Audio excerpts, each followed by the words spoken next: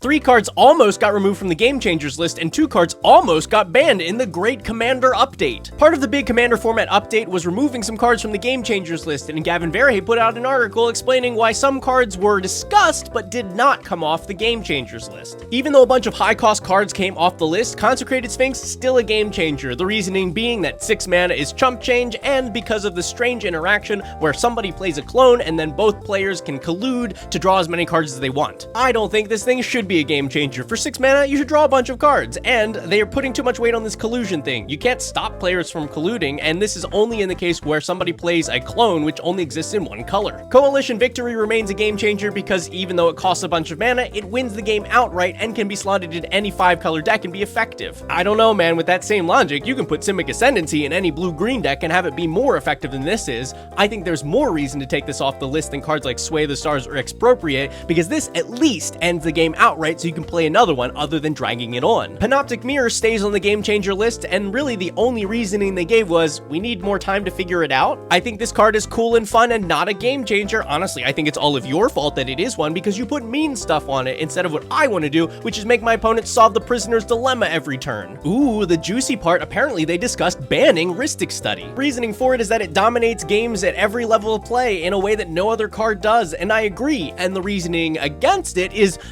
it's iconic to the format. I do think that Commander would be better off without Rhystic Study, but I also don't think that you can outright ban it. I think it'd be better off on a list of cards that are legal, but we judge you harshly for playing. They also discuss banning Thassa's Oracle because it is the easiest and most efficient way to win the game. Maybe a hot take, but I think this card is fine. We can just expand that Rhystic Study list to include that if you're comboing this with Tainted Pact or Demonic Consultation outside of anything that isn't CEDH, then we also judge you harshly.